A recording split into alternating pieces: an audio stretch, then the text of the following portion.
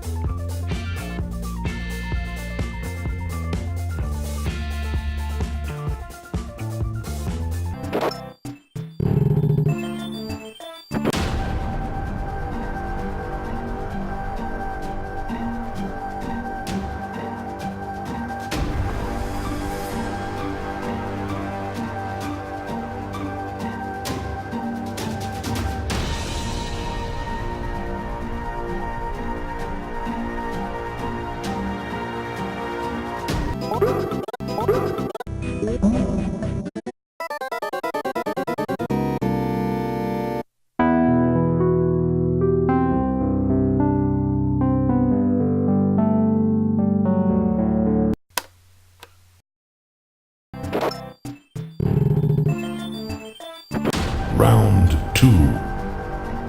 Fight!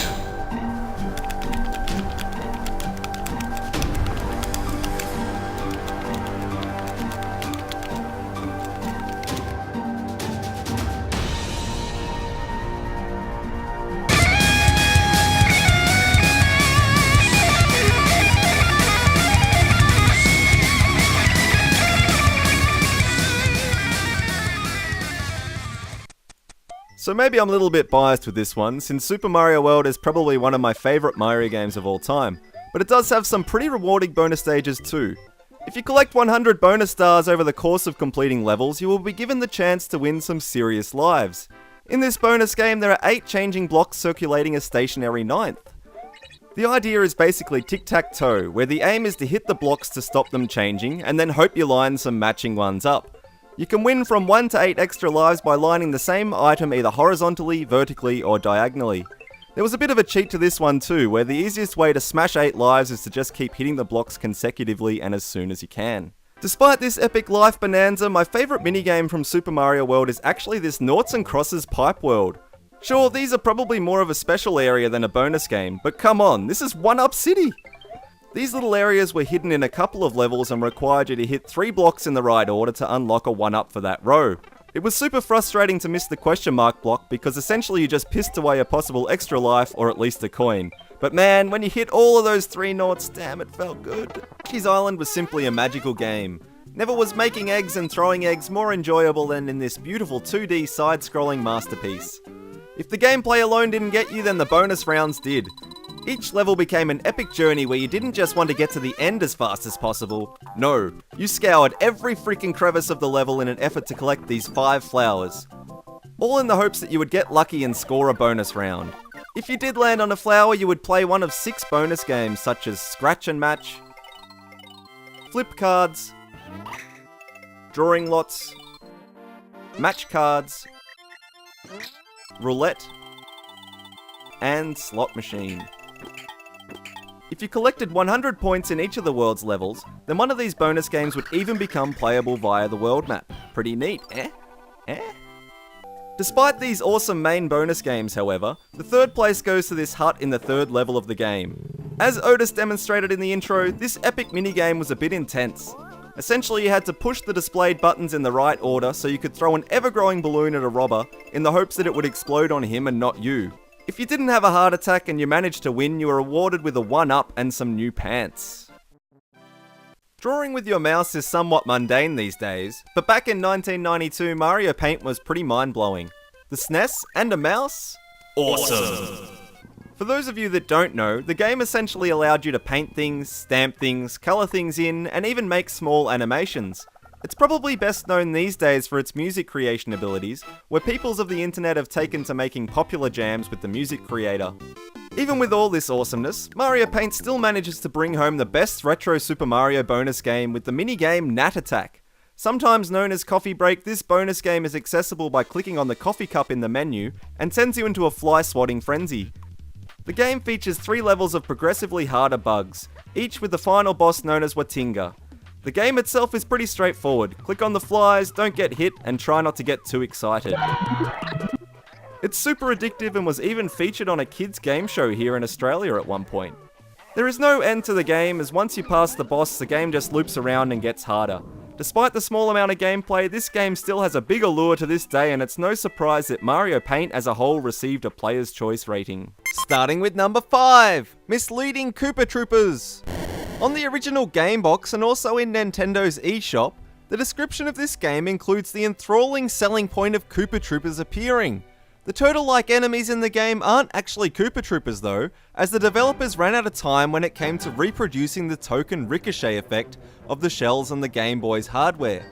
The enemies that appear are actually called Bombshell Koopas and don't appear in any other games. And finally at number 1 we have Brutal Enemies. If you read the game manual a little closer, it sheds some gruesome light on the origin of enemies known as Honen. Apparently these critters are actually the undead skeletons of another enemy known as Taurians that have been eaten by the main villain of the game, Tatanga. And you thought Goombas were intense.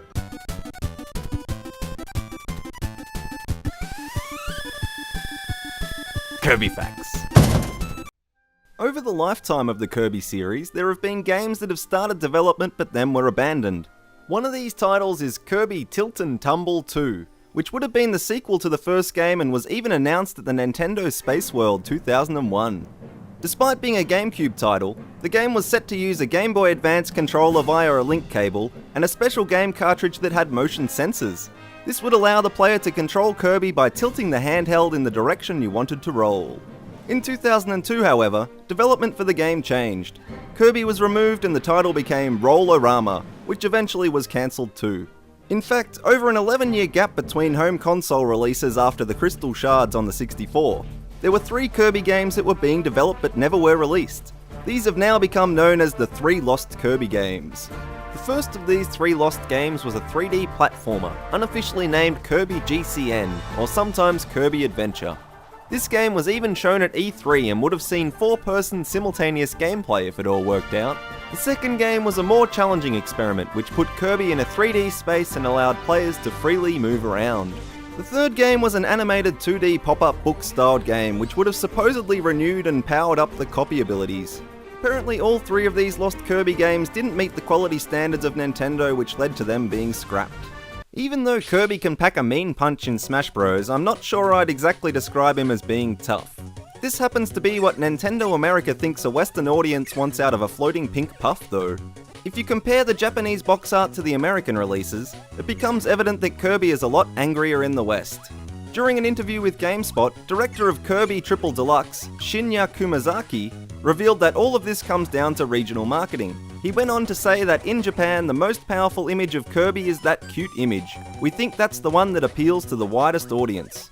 Kumazaki then added that he had heard from Nintendo of America, the strong, tough Kirby that's really battling hard is a more appealing sign of Kirby, so that's what we feature in the US. Back in 2012, Nintendo organised an event in Seattle at PAX Prime to attempt a Guinness World Record. As part of Kirby's 20th anniversary, they managed to assemble 536 Kirby fans to take on the world record for most people blowing bubblegum simultaneously. Since it was Kirby themed, Nintendo even gave out pink Kirby t-shirts and printed Kirby themed bubble blowing instructions to ensure the group would comply with the strict Guinness World Record rules. They did manage to beat the previous world record of 304 participants, however this world record has since been beaten again by Chopper Chops in Spain, where they managed to collect 737 people in 2014 to perform the feat.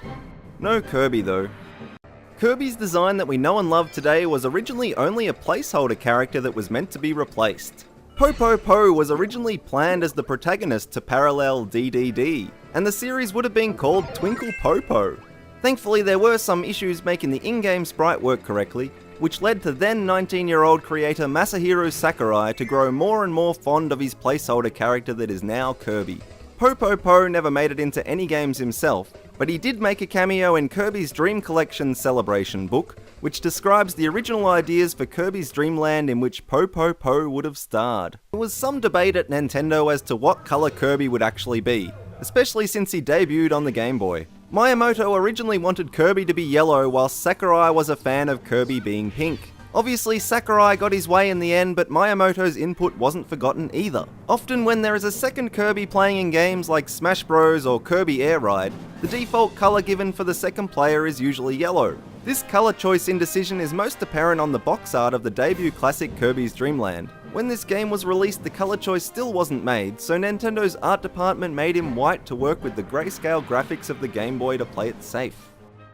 Still looks black and white to me. Something's definitely not right here. So after the initial shock wears off, this game is actually pretty cool. Mainly because it's a direct hack of Tiny Toon Adventures. That's right, way back in 1992, someone saw this piece of art and said, hey, you know what? Let's slap a pink Mario on it and call it Mario Bros 6. No one will notice. Well, I noticed, alright? I noticed. What the hell is this? And this! Let's find something a little bit more in our league of mayhem next. Okay, out with the old, in with the new. Here we go with the next one. And the Mushroom Kingdom's looking a little bit stranger than normal. This is building to something. What the hell am I getting into? Okay, so the princess is throwing an aeroplane of some description to E Honda by the looks, maybe? Yes, I agree, buddy. I don't know what's going on, but he's doing something. Oh, it's Mario! Here we go, guys. Super Mario 14. Ooh, and you know it's good when it's copyright Wario 1993. Alright, so let's play this thing. Alright, so I'm shooting stuff straight away. This is awesome. Oh, and here come the turtles. Fast forwarding a bit, this game is actually pretty fun and a really cool idea for a NES title. However, it's freaking hard! And the time to recover after being hit is just too short, which is incredibly frustrating considering the trapping nature of some of these levels. The gameplay is quite fun though, and I love this spinny thing you can do off walls with your staff. They have Mario-fied it nicely too. The turtles are a nice touch, and everyone remembers the lovable moonwalking Spinies. What? And these guys, who can forget these guys? I love this bit too. Every time you push away from the wall, it's lacking a Mario sprite. Mario, E Honda, Mario, E Honda, Mario, E Honda, Mario, E Honda. This game is actually a re-sprited NES game called Kid Nicky Radical Ninja that was released way back in 1987. Surprisingly, it wasn't that well received, with critics claiming it as yet another in the seemingly endless parade of horizontally scrolling / running / jumping / shooting games for the NES. With that in mind, we might move on to the next one, I think. Super Mario Kart Rider is up next, and there isn't a whole lot I can say about this game without hurting its feelings. I mean, it's alright I guess as a NES game released as Top Rider in Japan in 1988, but whoever came up with these sprites deserves a medal. What's up with Donkey Kong here? Seriously. So this game is pretty straightforward. You drive your motorbike all and you pop some wheelies and stuff that don't really do anything, and then you crash a lot, and that's kind of the game. It does have some quality rocking out tunes though, that are only enhanced with some quality DK dancing.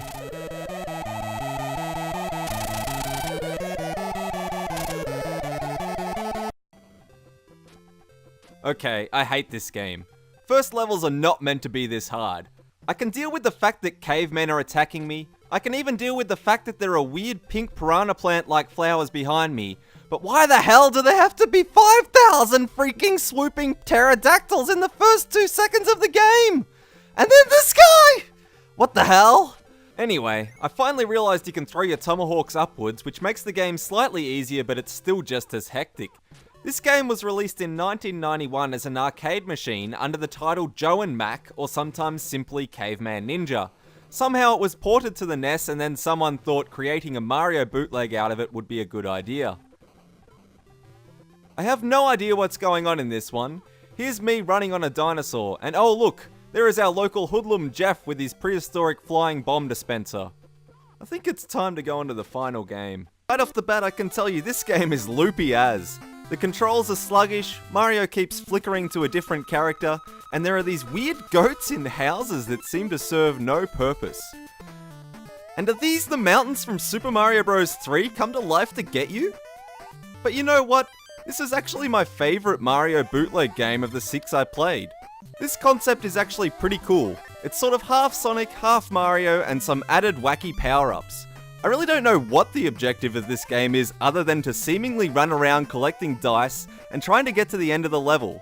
In token NES style, it's ridiculously hard and features some pretty wacky bosses and enemies. The game also features a kind of Mario 3-ish overworld map, and even this weird angry bell guy that moves around a bit like the Hammer Bros, so you could almost believe it's actually a terrible Mario game. It is, however, a reskinned version of a 1991 NES game called Armadillo. Not surprisingly, the game was a Japan-only release, with the plans for the North American distribution cancelled. Overall, the game does have potential, and despite the slippery Sonic-like playing and the occasional missed Mario sprites, this bootleg is pretty impressive. I really love these flamingos too.